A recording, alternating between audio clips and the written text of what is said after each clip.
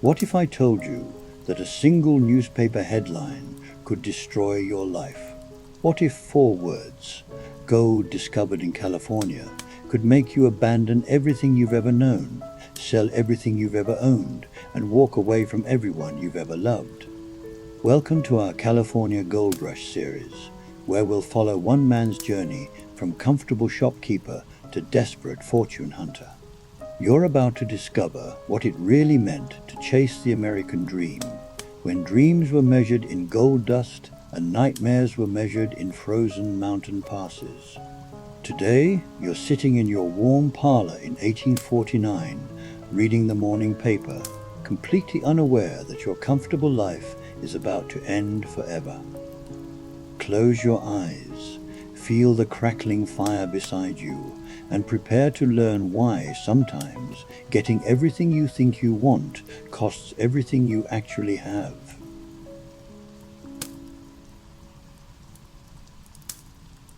The day everything changed. You're sitting in your parlor on a cold January morning in 1849, reading the newspaper by lamplight.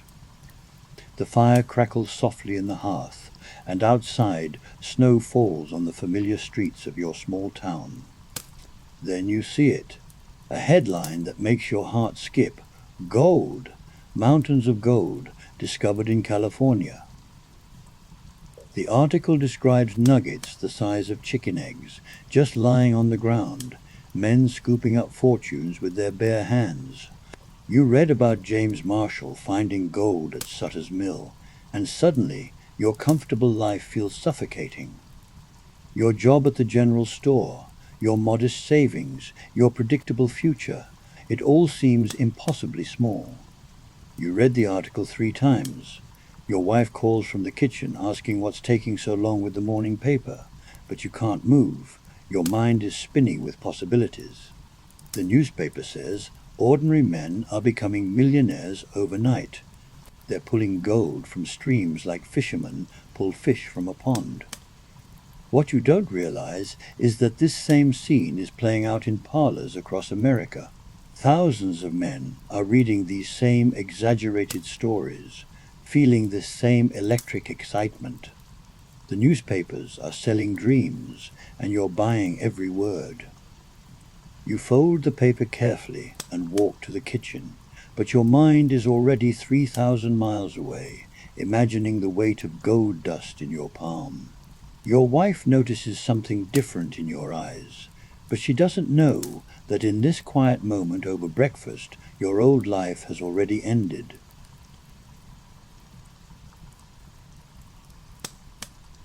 The mathematics of madness. Within a week, you've done something that would have seemed impossible just days ago. You've calculated exactly how much money you could make in California, and the numbers dance in your head like a fever dream. The newspaper says experienced miners are pulling $50 worth of gold from the streams every single day. $50. In California, you could make more in a single day than you currently earn in 4 months. In 1 year out west, you could return home with enough money to buy the finest house in town. You spread papers across your kitchen table, scribbling figures by candlelight. If you work just 6 months in the goldfields, you'll return with enough wealth to never work again. Your wife watches you from the doorway, concern creeping into her voice as she asks what you're calculating so intently. But the mathematics are intoxicating. Even if the newspapers are exaggerating by half, you'll still make a fortune. Even if they're exaggerating by 3/4, you'll still return wealthy beyond your current dreams. The risk seems minimal when the reward is so enormous. What you can't calculate is that these same newspapers are being read by hundreds of thousands of men just like you. You can't factor in that the easy gold will be gone by the time you arrive. You can't account for the costs, the dangers, the simple fact that not everyone can strike it rich. But tonight, surrounded by your careful calculations, those concerns feel distant and foolish. The numbers don't lie, and the numbers say you'd be crazy not to go.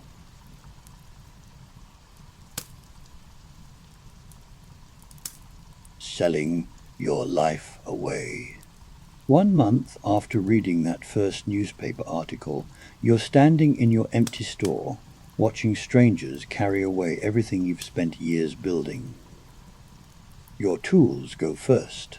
The scales, the cash box, the careful inventory you once took such pride in organizing.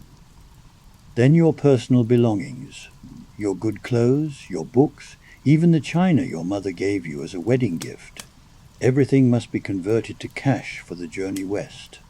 Your neighbors gather to watch the auction, and you see something troubling in their eyes. Some look at you with pity, as if you've lost your mind. Others watch with barely concealed envy, wishing they had your courage to chase such an enormous dream. A few whisper that you're abandoning your responsibilities, your wife, your community. The auctioneer's voice echoes through your former store as he sells off piece after piece of your old life. Each item brings in far less than you'd hoped. That beautiful grandfather clock you inherited sold for 1/3 of what you paid.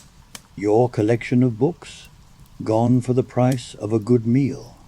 By evening, you're holding a pile of cash that represents everything you once owned, and it feels both thrilling and terrifying. This money will buy your passage to California, your mining equipment, your supplies for the journey. But it also represents the complete severing of your old life. As you lock the empty store for the final time, your hands shake slightly. There's no going back now. You sold everything to chase a dream that exists only in newspaper stories and your own desperate calculations. Tomorrow, you begin the journey that will either make you rich beyond imagining or destroy you completely.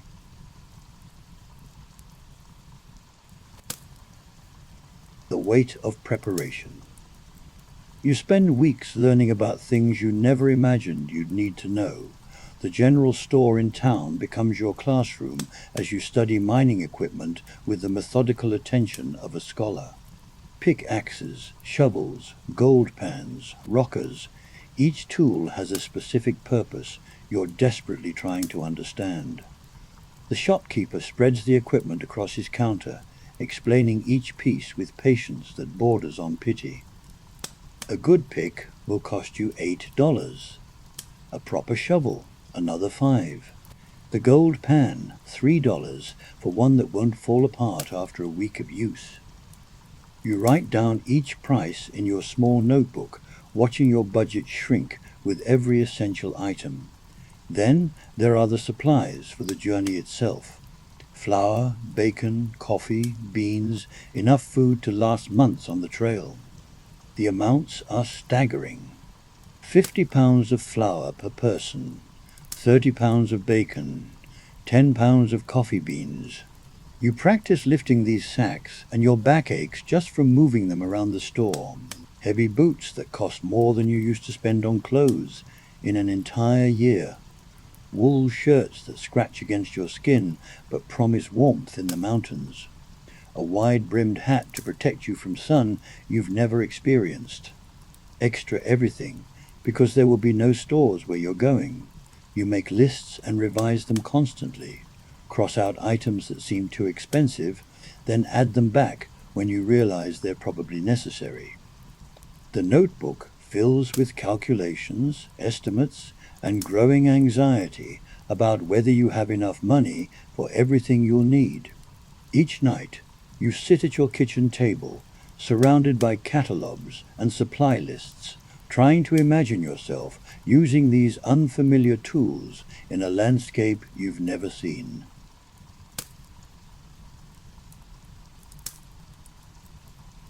The long goodbye. Your wife doesn't cry when you tell her the final departure date. She simply nods and continues folding your shirts into the leather trunk, her movements careful and precise. You've been talking about this journey for months, but now that it's real, the words between you have become scarce and heavy. She helps you pack with the same methodical attention she brings to all household tasks. Your good Bible goes in first, wrapped in oilcloth to protect it from rain. Then your spare clothes, rolled tight to save space. Your shaving kit, your few medical supplies, the letters of introduction you hope will help you in California. The children don't fully understand what's happening. Your youngest daughter keeps asking when you'll be back, and you keep giving her the same uncertain answer, maybe a year, maybe two, depending on how quickly you find gold. She nods seriously, as if this makes perfect sense, but you see confusion in her eyes. Your neighbors stop by throughout the week, offering advice you didn't ask for and warnings you don't want to hear. They tell stories of men who went west and never returned, of families left destitute when breadwinners disappeared into the wilderness. You listen politely and continue packing. The night before you leave, you sit in your parlor one final time, looking at the space where your furniture used to stand. The room feels hollow and strange, like a stage after the play has ended. Tomorrow, you'll walk out that door and begin a journey that will take you further from home than you've ever imagined possible. Your wife sits beside you in the lamplight, mending a tear in your traveling coat. Neither of you speaks, but the silence feels full of all the things you should probably say, but don't know how to begin.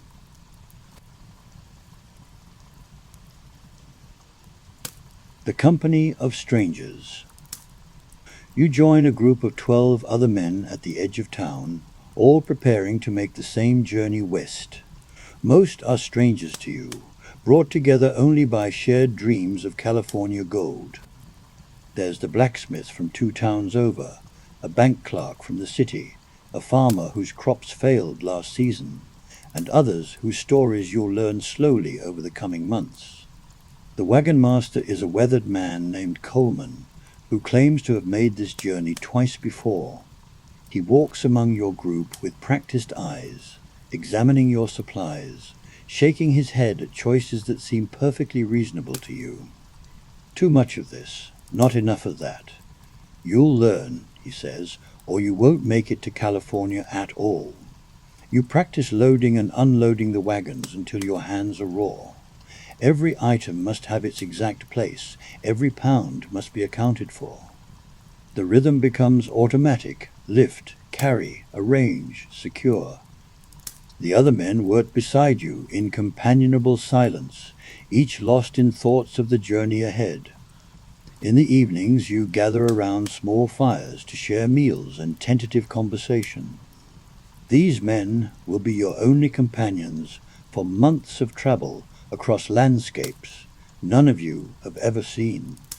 You study their faces in the firelight, wondering which ones will still be with you when you reach California, wondering which ones will prove reliable when the journey becomes difficult.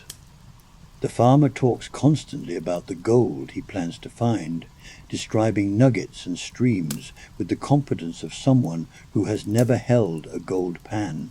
The bank clerk reads from his guidebook every night, sharing advice about river crossings and mountain passes. You listen and nod, but something about their certainty makes you uneasy.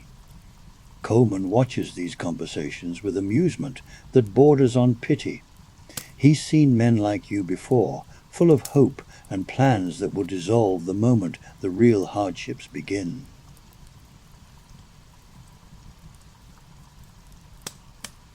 Learning to walk away.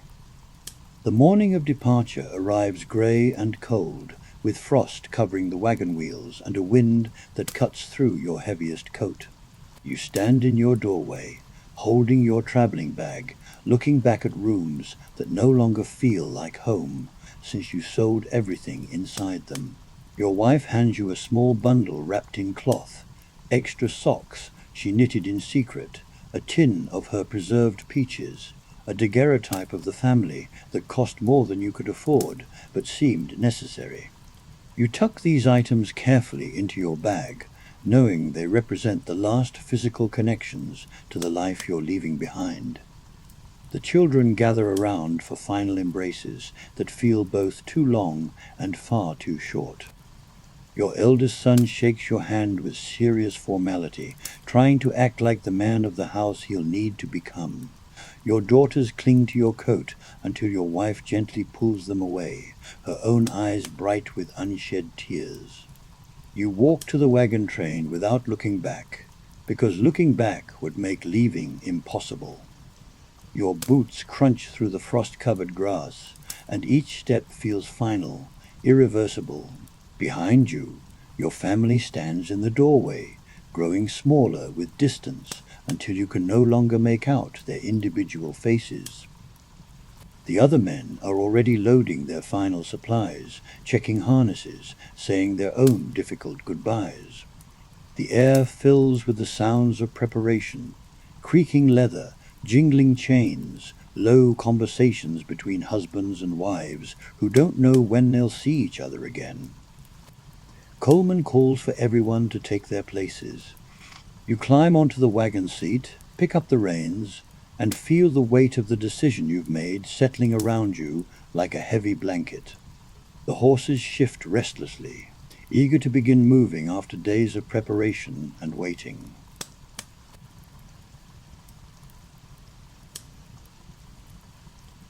The first steps west. The wagon train lurches into motion with none of the drama you expected.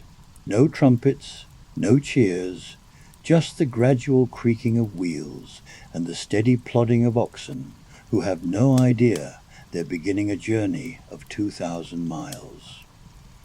You grip the reins and try to match the pace of the wagon ahead of you, already learning the rhythm that will define your days for months to come. Your town disappears behind you with surprising speed. The familiar streets, the church steeple, the general store where you spent so many hours planning this journey, all of it shrinks to nothing as you follow the worn trail that countless other hopeful men have traveled before you. Within an hour, you're surrounded by countryside you've never seen, heading toward a horizon that seems impossibly distant. The pace is slower than you imagined. The oxen walk at their own steady speed, indifferent to your eagerness to reach California. You cover maybe 15 miles on this first day, stopping frequently to rest the animals, adjust loads, and deal with minor problems that Coleman addresses with patient efficiency. By evening, you're bone-tired from a day of simply sitting on a wagon seat. Your back aches, your legs are stiff, and your hands are cramped from gripping the reins. The other men look equally exhausted, and you realize this is only the beginning. You have months of this ahead of you, followed by the actual work of mining gold. You make camp in a grove of trees beside a small stream, following procedures Coleman demonstrated back in town. Unhitch the oxen, set up your sleeping area, contribute to the communal meal of beans and bacon. The routine will become automatic soon enough, but tonight everything feels awkward and uncertain. As you lie in your bedroll under more stars than you've ever seen, you think about your family sleeping in their beds 60 miles behind you. The distance already feels enormous.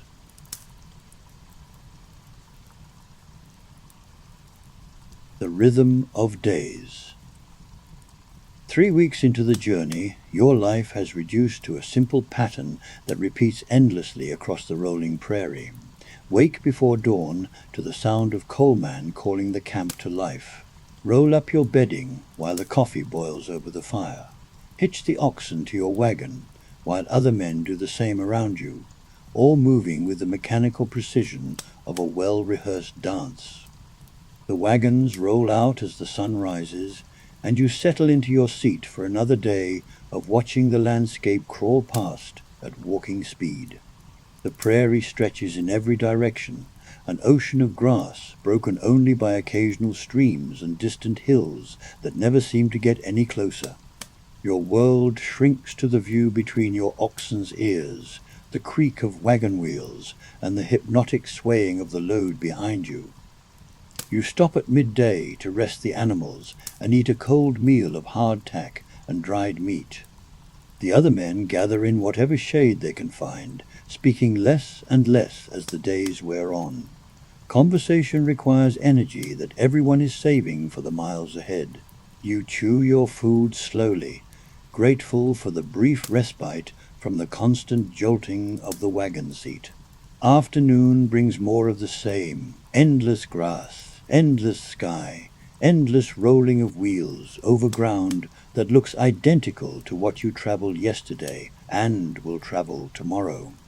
Your mind wanders to memories of home, to calculations of distance remaining, to vague worries about what lies ahead in the mountains you can't yet see. Evening camp follows the same routine every night. Unhitch the oxen, gather fuel for the fire, cook the same meal of beans and bacon you've eaten for weeks. The repetition becomes comforting in its predictability, a steady rhythm that carries you forward without requiring thought or decision. You fall asleep to the sound of wind in the grass and the distant lowing of cattle, dreaming of California gold that still feels more like fantasy than destination.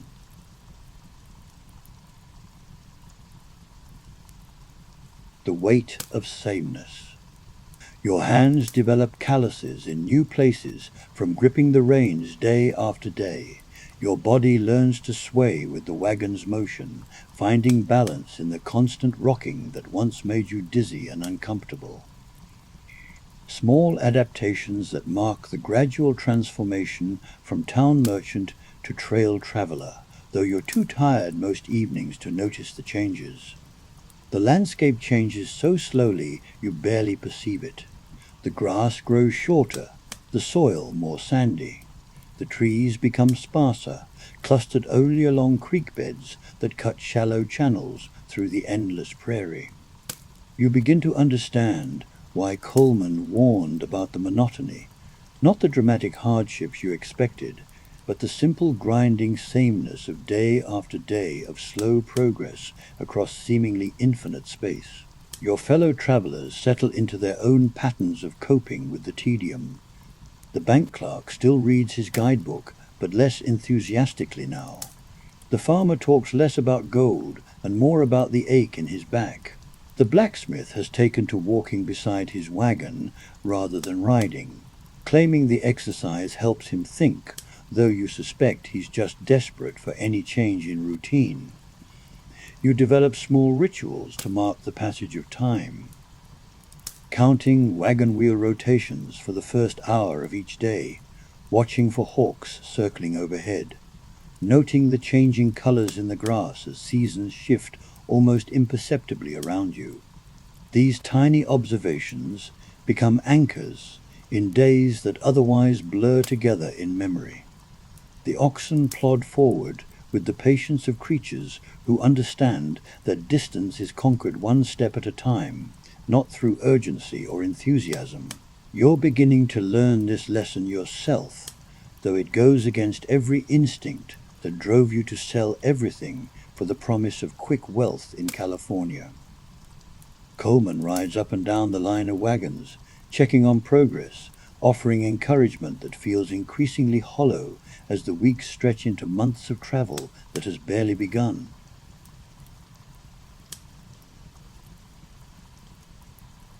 The first real doubt. You're sitting by the evening fire, staring into flames that dance exactly like the ones from last night and the night before. When the thought hits you with unexpected force, you have no idea what you're doing.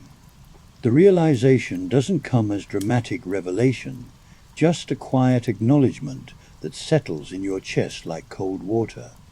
Everything about this journey was supposed to feel adventurous, purposeful, directed toward the gleaming goal of California gold.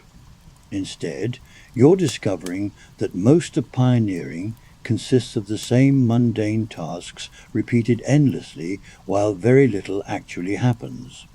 Wake up, hitch the oxen, follow the wagon ahead of you, make camp, sleep. It's less adventure than endurance test. The other men seem to be having similar thoughts. Conversations around the fire grow shorter each night, dominated by practical concerns rather than excited speculation about the riches waiting in California. How many miles did we make today? Are the oxen holding up well enough? Will the weather hold? Questions that focus on immediate survival rather than distant dreams. You pull out the daguerreotype of your family and study their faces in the firelight. Your wife's serious expression captured in that moment of stillness required by the camera. Your children's formal poses, trying so hard to remain motionless that they look uncomfortable and strange. These people feel both incredibly close and impossibly distant, like characters from a story you heard long ago. The farmer sitting across from you notices your contemplation. "You thinking about home?" he asks quietly. You nod, not trusting your voice to remain steady.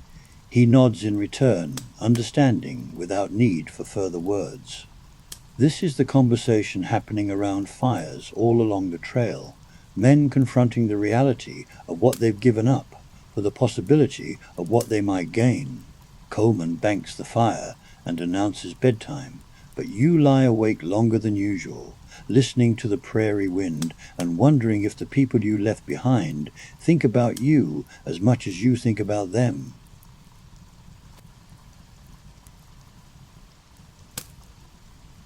The arithmetic of endurance. 2 months on the trail, and you've developed an obsession with numbers that helps distract from the monotony. Miles covered each day, averaged over weeks to calculate progress toward California. Days of supplies remaining, divided by mouths to feed and distance yet to travel. The mathematics of survival become more compelling than dreams of gold. Your own clothes hang looser now, though you hadn't noticed the gradual weight loss until you tried to tighten your belt and realized you'd moved to the last hole. The trail is consuming all of you slowly, steadily, in ways too gradual to notice day by day. Coleman teaches you to read the signs that matter for survival rather than comfort. How to judge the health of your animals by the way they hold their heads. How to estimate remaining daylight by the angle of shadows. How to calculate water needs against uncertain sources ahead. Skills that would have seemed impossibly rustic back home now feel essential as breathing. The bank clerk has filled his journal with careful notations, distances, weather, cost of supplies at trading posts, condition of trail ahead. His precise handwriting documents the grinding reality of westward travel in numbers that tell a different story than the newspaper articles that started this journey. 15 miles on a good day, 8 miles through mud. No progress at all when the river was too high to cross. You find yourself checking these calculations obsessively, as if understanding the mathematics of the trail might give you some control over the outcome. How many more weeks to reach the mountains? How many pounds of flour per person per day? How much money will remain after buying supplies at the next trading post? Numbers become prayer. Routine becomes ritual, and the simple act of moving forward becomes its own form of faith. The arithmetic never adds up to easy answers, but it gives your mind something to work on while your body endures the endless swaying of the wagon seat.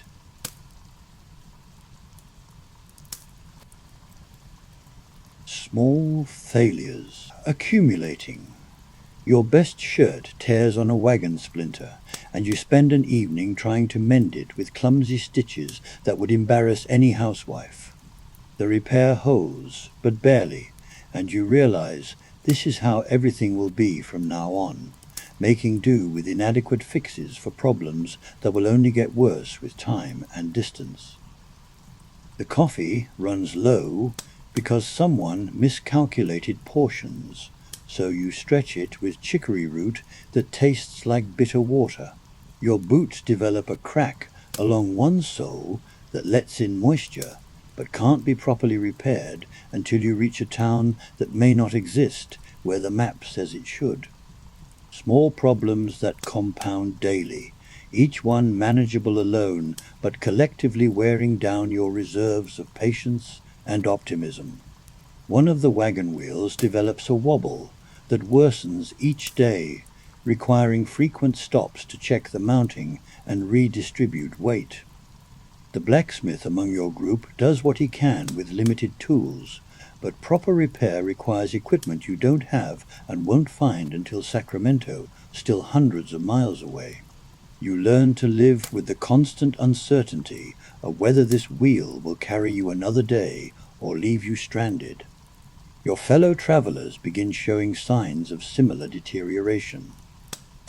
Tempers shorten over minor disagreements about rest stops and route choices. The farmer develops a persistent cough that keeps the camp awake at night. The bank clerk's methodical note-taking becomes obsessive, as if documenting every hardship might somehow reduce their impact.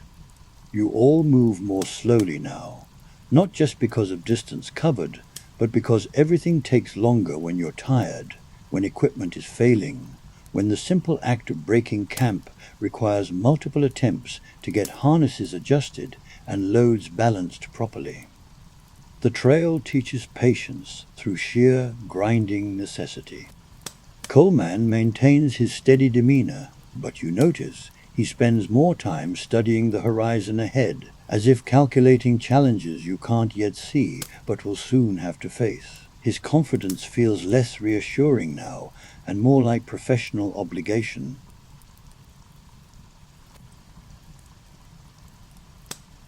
The approaching edge.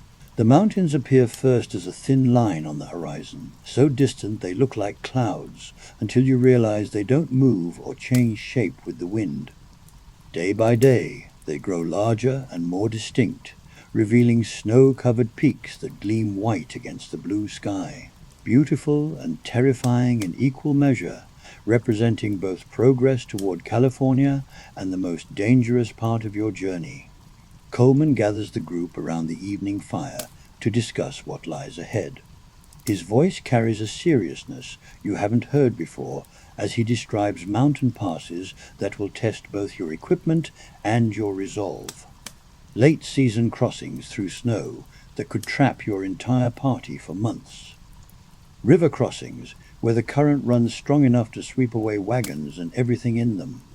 You listen to these warnings while staring at the mountains that no longer look picturesque, but instead loom like a massive wall blocking your path to California. The other men ask careful questions about routes and timing, but you can hear the new tension in their voices. This is where the real journey begins, where all the weeks of prairie travel were just preparation for challenges that will determine whether you reach the goldfields or become another cautionary tale. The banker pulls out his journal and begins calculating again, supplies needed for mountain crossing, time required to reach the high passes before snow makes them impassable, weight that might need to be abandoned if the going gets difficult. His numbers look less encouraging now, with narrow margins for error and no room for the kind of delays that have become routine on the prairie. You check your own supplies with new urgency, taking inventory of food, tools, warm clothing, and everything else that might mean the difference between survival and disaster in the mountains ahead. The arithmetic of endurance takes on desperate importance when you realize how little buffer exists between your current resources and the minimum needed to survive what's coming. Tonight, for the first time since leaving home, you fall asleep wondering not when you'll reach California, but whether you'll reach it at all.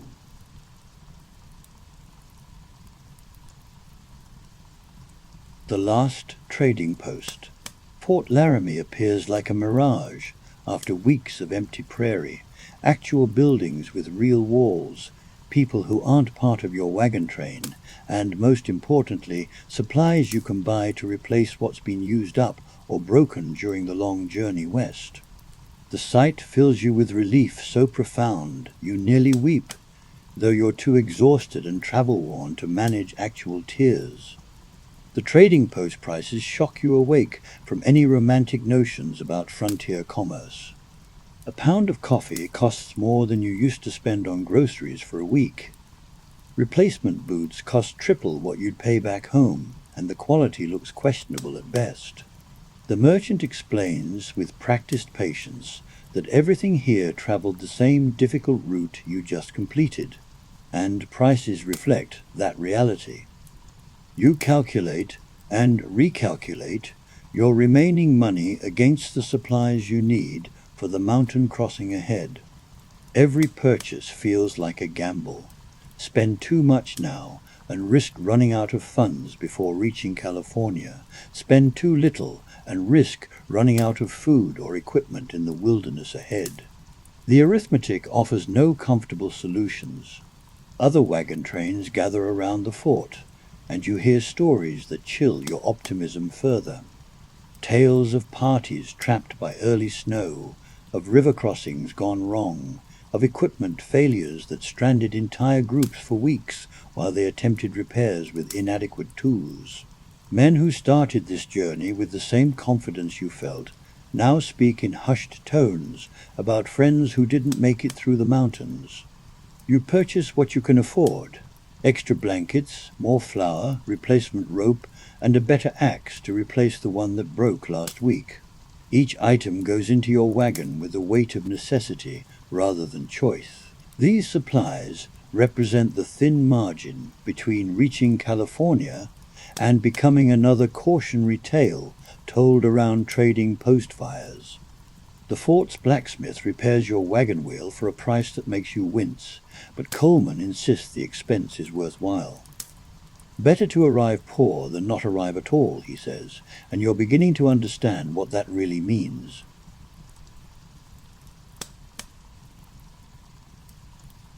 The mathematics of fear. Your final night at Fort Laramie, you sit outside the trading post, listening to conversations between men who've already attempted the mountain crossing. Their advice comes in fragments: start early to avoid afternoon storms, double-check every rope and chain, cache food along the route in case you need to retreat. Practical wisdom earned through experiences you hope not to repeat. The banker spreads his maps across a wooden table, tracing routes with his finger, while other travelers offer corrections and warnings. This pass closes early. That river runs too fast after the spring melt. This shortcut isn't actually shorter when you account for the terrain. Every piece of information requires you to revise your expectations about timing, difficulty, and chances of success. You write a letter to your family that takes 3 attempts to complete. The first version contains too much worry. The second, too much false confidence. The final letter strikes a careful balance, acknowledging the challenges ahead while maintaining hope that feels increasingly forced. Pay the expensive postal fee, knowing this might be the last communication your family receives for months. Sleep comes poorly as you listen to the wind that carries hints of winter cold from the mountains ahead. Other men around the fort move restlessly through the night, checking and rechecking their preparations, adjusting loads, having quiet conversations about routes and timing that reveal shared anxiety beneath their determined facades. Coleman announces a dawn departure, earlier than usual because mountain weather becomes unpredictable as the season advances. You'll need every hour of good weather to reach the high passes before snow makes them impassable. The margin for delay has disappeared entirely, replaced by the simple imperative to keep moving forward regardless of comfort or convenience. You pack your repaired equipment and new supplies with mechanical precision, following routines that have become automatic after months on the trail. But everything feels different now, weighted with the knowledge that the real test of your decision to come west is just beginning.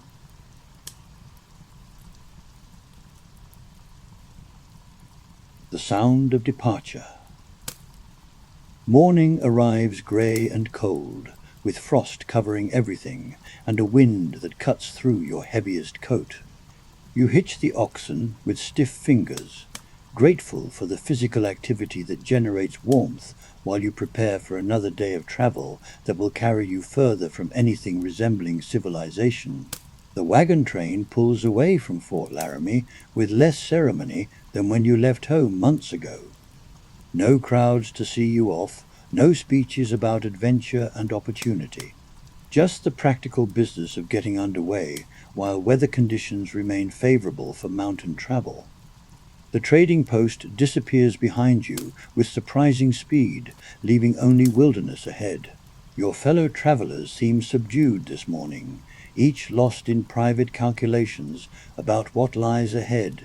The easy camaraderie of prairie travel has been replaced by focused attention on equipment, weather, and the gradual but steady climb toward mountain passes that will test everything you've learned about survival on the trail. The landscape changes more dramatically now, with rocky outcroppings and scattered pine trees replacing the endless grass of the prairie. The air feels thinner, though you're not sure if that's real or imagined. Your oxen work harder against the gradual incline, and you find yourself walking more often to spare them unnecessary weight. Coleman rides back along the line of wagons more frequently now, checking on progress and pointing out landmarks that mark your advance toward the mountains. His professional calm provides reassurance, but you notice he spends considerable time studying the sky for signs of weather that could turn dangerous without warning. By evening, you're camped in a grove of aspens whose leaves whisper constantly in the mountain breeze. The sound is beautiful, but somehow lonely, a reminder of how far you've traveled from everything familiar and how much further you still need to go. Tonight, the mountains no longer look distant. They rise directly ahead, massive and snow-covered, blocking out half the sky like a wall you'll somehow need to climb. You fall asleep to the sound of wind in the trees and the quiet conversations of men preparing for the most difficult part of a journey that has already tested them beyond anything they imagined possible.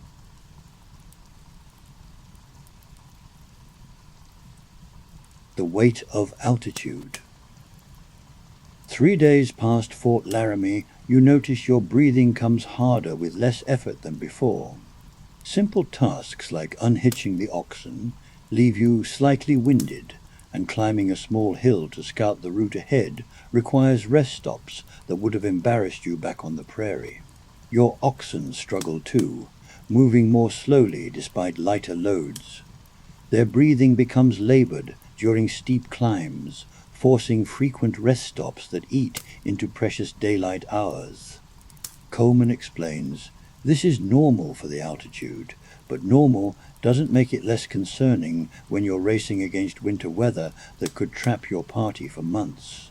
The nights grow steadily colder, with frost thick enough to crack your water buckets and ice that doesn't melt until mid-morning sun reaches it. You add layers of clothing that make movement awkward but provide essential warmth for survival. Sleep becomes fitful as your body adjusts to temperatures that would have been unimaginable during the summer heat of prairie travel. Pine trees replace the scattered aspens, their dark branches heavy with snow, even though it's barely autumn in the lowlands you left behind. The sight reminds you constantly that winter comes early and stays late in these mountains, and your window for safe passage narrows with each day of travel. Too early in the season, and snowfields block the high passes. Too late, and new snow traps you for the winter. The margin for success exists in a brief window that doesn't accommodate delays, equipment failures, or the gradual pace that served you well on the prairie. Coleman studies the sky more frequently now, reading cloud formations and wind patterns for signs of weather that could bring the first heavy snow of winter. His experience shows in the way he pushes the group to cover distance even when everyone is tired, knowing that speed has become more important than comfort. You fall asleep listening to wind that carries the scent of snow and the sound of something vast and cold moving through the mountains above you.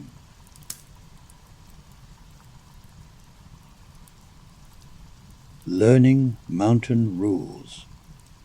The trail becomes more demanding each day, winding through valleys that channel cold wind like a funnel and climbing over ridges that leave your oxen gasping for breath. Rocks replace dirt, making every step treacherous for animals carrying heavy loads. Your wagon wheels slip on loose stone, requiring constant attention to prevent disasters that could end your journey entirely. Water becomes both more abundant and more problematic. Streams run fast and cold from snowmelt, perfect for drinking but dangerous for crossing. The current that looks manageable from the bank proves strong enough to knock a man off his feet, and you learn to test every ford carefully before committing your wagon to the crossing. Your fellow travelers adapt to mountain travel with varying degrees of success. The blacksmith's experience with heavy work serves him well in the thin air, while the bank clerk struggles with the physical demands that increase daily. The farmer develops a persistent cough that echoes off canyon walls during the night, keeping everyone awake and worried about his ability to continue. Equipment failures become more serious when you're days away from any possibility of replacement or proper repair. A broken axle or shattered wheel means abandoning the wagon and carrying essential supplies on foot, if carrying them is even possible in terrain that challenges healthy men with good equipment. You practice loading and unloading your wagon more efficiently, knowing that mountain weather can change quickly and force hasty decisions about what to carry and what to leave behind. Every item gets evaluated constantly, essential for survival, useful but not critical, or expendable if space and weight become issues.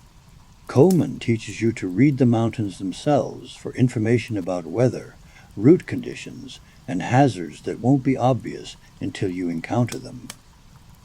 The color of distant peaks indicates snow conditions. The behavior of wildlife suggests the severity of approaching weather. Wind patterns reveal information about passes and valleys that could save days of travel or prevent fatal mistakes. The mountains demand a different kind of attention than the prairie, not just endurance, but constant alertness to dangers that can appear without warning.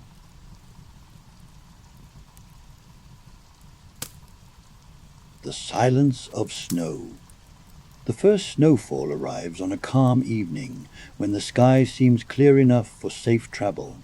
You wake to find several inches of white covering everything, transforming the landscape into something beautiful and terrifying. The snow muffles all sound except the crunch of your boots and the heavy breathing of oxen working harder in the cold.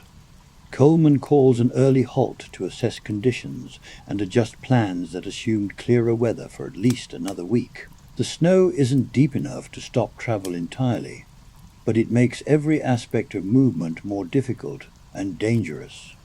Wagon wheels slip on hidden rocks. Oxen struggle for footing on slopes that were merely challenging before, and the cold saps energy from both animals and men. You spend the morning redistributing loads to reduce weight on your wagon, making difficult decisions about what supplies are truly essential for survival versus merely useful for comfort. Extra clothing stays. Luxury items like books and family photographs get buried under rocks with the hope that you might retrieve them on the return journey that feels increasingly hypothetical. The other men make similar calculations, creating small caches of abandoned belongings that mark your passage through the mountains. Personal items that represented connection to home now become obstacles to survival, abandoned with the same methodical attention you once used to pack them carefully for the journey west. Every step requires testing for hidden ice or loose rock beneath the snow. River crossings become exercises in careful planning rather than routine obstacles. The margin for error that never seemed large now disappears entirely, replaced by constant awareness that a single mistake could end everything. Coleman maintains his steady leadership, but you notice new tension in his voice when he discusses route options and weather predictions. Professional confidence gives way to professional concern as conditions move beyond normal expectations into territory where experience offers guidance but no guarantees. You fall asleep wondering how much snow needs to fall before travel becomes impossible, and whether that amount might arrive before you reach the relative safety of California's lower elevations.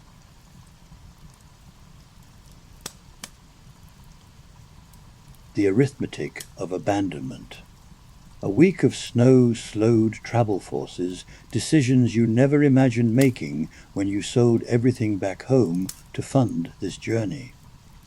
Your wagon, already lightened at Fort Laramie, must shed even more weight to keep moving through increasingly difficult terrain. Each item requires brutal evaluation. How much does it weigh? How essential is it for survival? How much will you regret leaving it behind? The family daguerreotype weighs almost nothing, but takes up space that could hold ammunition or medicine. Your extra pair of boots weighs 3 pounds that your struggling oxen notice with each step uphill. The small bag of coffee beans represents luxury that might mean the difference between comfort and despair during the long months ahead. But luxury weighs the same as necessity when your animals are failing. Other men face identical calculations with their own possessions. The farmer abandons a plow he brought to start fresh in California, leaving it beside the trail like a gravestone marking dreams that couldn't survive mountain reality. The bank clerk tears pages from his journals, keeping only the most essential route information and weather observations that might save lives ahead. You create small cairns of rocks to mark your buried belongings, though you suspect you'll never return to retrieve them. The mountains are littered with similar markers left by previous travelers who faced the same impossible choices between sentiment and survival. Each cache represents someone's admission that the trail demands more sacrifice than they anticipated. Coleman moves through the group offering advice about what to keep and what to abandon, his experience providing guidance for decisions that feel deeply personal. Tools trump comfort items. Food trumps everything except ammunition and medicine. Anything that serves only one purpose gets evaluated against things that serve multiple purposes. By evening, your wagon rolls lighter, but your heart feels heavier. Every abandoned item represents a piece of your former life that won't make it to California. The trail extracts payment in ways you never calculated when you were making optimistic plans around your kitchen table back home.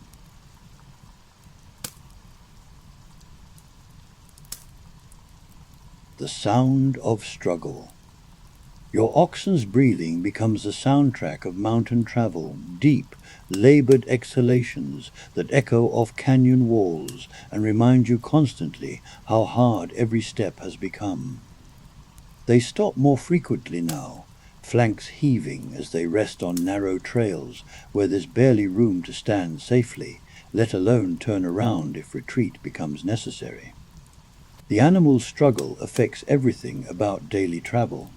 What used to be a steady rhythm of movement and rest becomes a series of short advances, interrupted by increasingly long recovery periods.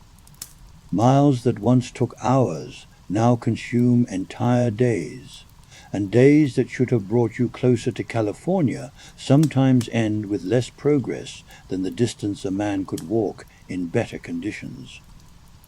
You learn to read exhaustion in your oxen, the way Coleman reads weather in the sky. The angle of their heads, the rhythm of their breathing, the way they place their feet on uncertain ground. These animals represent your only chance of reaching California with enough supplies to survive, and their limitations define your possibilities more strictly than any map or guidebook. Other wagon trains pass your group going the opposite direction, men who started for California but turned back when conditions became impossible. They offer warnings about the route ahead, descriptions of passes blocked by snow, and advice about timing that arrives too late to be useful. Their presence reminds you that retreat remains an option, though one that grows more difficult with each day of travel deeper into the mountains. The bank clerk calculates constantly now, estimating distance remaining against animal strength, food supplies against time needed to reach California, and weather predictions against the calendar date when mountain passes become impassable. His numbers provide less comfort each day as margins for error shrink towards zero. You fall asleep listening to your oxen's heavy breathing and wondering if they'll be strong enough tomorrow to carry you another day closer to the goldfields that still seem impossibly distant. The weight of decisions. Coleman calls a group meeting beside a frozen stream where ice forms patterns that crackle underfoot when you walk. His expression carries a seriousness that makes everyone gather close despite the cold wind that cuts through your heaviest clothing. The route ahead presents choices that will determine whether your party reaches California or spends the winter trapped in the mountains. Two paths diverge from this valley, one longer but potentially safer, following established routes through lower passes that might remain open longer. The other, shorter but more dangerous, climbing higher into terrain where early snow could block passage entirely, but which might save crucial days if weather holds. Both options carry risks that could prove fatal if calculated incorrectly. The group debates these choices with the careful attention of men who understand that wrong decisions mean death rather than mere inconvenience. The farmer argues for the safer route, his persistent cough making him increasingly anxious about spending extra time in the mountains. The blacksmith favors the faster path, concerned that his oxen won't survive a longer journey at their current condition. You listen to these discussions while studying maps that show elevations and distances, but can't capture the reality of what travel conditions will actually be like when you're struggling through snow and wind at 10,000 feet above sea level. The numbers on paper feel abstract compared to the concrete exhaustion you already feel at this elevation. Coleman explains the signs he'll watch for to determine whether the high route remains passable: cloud formations that indicate approaching storms, wind patterns that suggest snow loading in the high passes, and animal behavior that might warn of severe weather approaching. His professional knowledge provides guidance, but no guarantees. The decision must be made by morning, because hesitation and delay have become luxuries your party can't afford. Every day spent discussing options is a day not spent making progress toward California before winter makes travel impossible entirely. You spend the night staring at stars that seem impossibly bright and close in the thin mountain air, knowing that tomorrow's choice might determine whether you ever see your family again.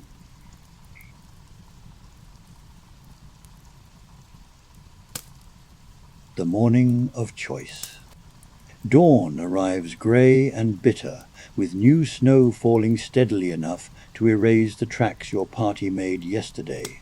You wake to find your water frozen solid, despite banking the fire carefully before sleep, and ice crystals coating the inside of your blankets where your breath condensed during the night. The cold has a weight to it now that presses against your chest and makes every movement deliberate and difficult. Coleman announces the decision while you're all gathered around the struggling morning fire, trying to warm hands enough to handle the harnesses and equipment needed for another day of travel. The high route, he says, based on weather signs that suggest a brief window of clear conditions before the next major storm arrives. The choice carries enormous risk, but offers the only realistic chance of reaching California before winter closes the mountains entirely. The other men receive this news with the quiet acceptance of people who understand they're beyond the point where preferences matter. The farmer's cough sounds worse in the cold air, but he nods agreement with the same resignation as everyone else. The bank clerk makes final notations in his journal, documenting the decision that might be the last entry he ever writes. You load your wagon with mechanical precision, learned through months of practice, but everything feels different now. These preparations aren't just daily routine anymore. They're final preparations for the most dangerous part of a journey that has already tested you beyond anything you thought possible when you first read about California gold in your warm parlor back home. The oxen steam in the cold air as you hitch them to wagons that seem impossibly heavy, despite all the possessions abandoned along the trail. Their breath creates clouds that dissipate quickly in wind that carries the promise of more snow from peaks you can't see through the gray overcast. Coleman checks each wagon one final time, ensuring that everything is secured for travel through terrain that won't forgive mistakes or equipment failures. His thoroughness provides reassurance, but you notice new lines around his eyes that suggest even his experience offers limited comfort for what lies ahead.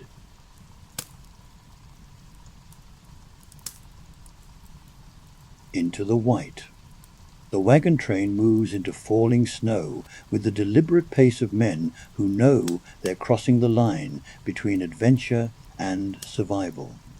Behind you, the valley offers one last glimpse of relatively safe terrain where retreat might still be possible. Ahead, the trail disappears into white wilderness where your only choice will be to keep moving forward until you reach California or die trying. Snow muffles the sound of wagon wheels and oxen hooves, creating a strange quiet that makes every voice seem too loud and every breath too visible in the cold air. The world shrinks to the few yards of trail visible ahead of your animals, and everything beyond that becomes abstract distance measured in faith rather than sight. Your fellow travelers settle into the concentrated attention that mountain survival demands. No more casual conversation about gold or dreams of wealth. No more complaints about minor discomforts or speculation about easier routes. Just the immediate business of keeping wagons moving and animals alive through conditions that would have been unimaginable when this journey began. The trail climbs steadily now, winding through passes that seem to lead deeper into winter with each mile of elevation gained. Snow accumulates on your wagon cover and equipment, adding weight that your struggling oxen notice immediately. You brush it off when possible, but some locations require all your attention just to keep moving safely. Coleman rides ahead to scout the route, disappearing into the white landscape like a ghost. His absence leaves the group feeling more vulnerable than usual, though his presence wouldn't change the fundamental reality that you're now committed to crossing mountains in conditions that kill unprepared travelers every year. Evening camp will be different from now on. Colder, more difficult, more desperate. But evening camp also means another day survived, another day closer to California, another day's proof that ordinary men can endure extraordinary hardship when they have no other choice. You fall asleep to the sound of wind carrying snow across peaks you can't see, dreaming of newspaper headlines that promised easy wealth and waking to the reality of what those dreams actually cost.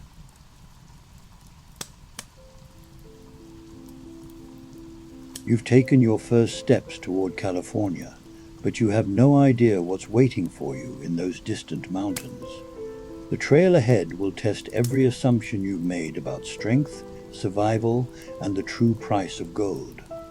Join us next time as winter closes in around your wagon train, and you discover that the real enemy isn't the terrain, the weather, or even the distance. It's the slow realization that you may have made the biggest mistake of your life.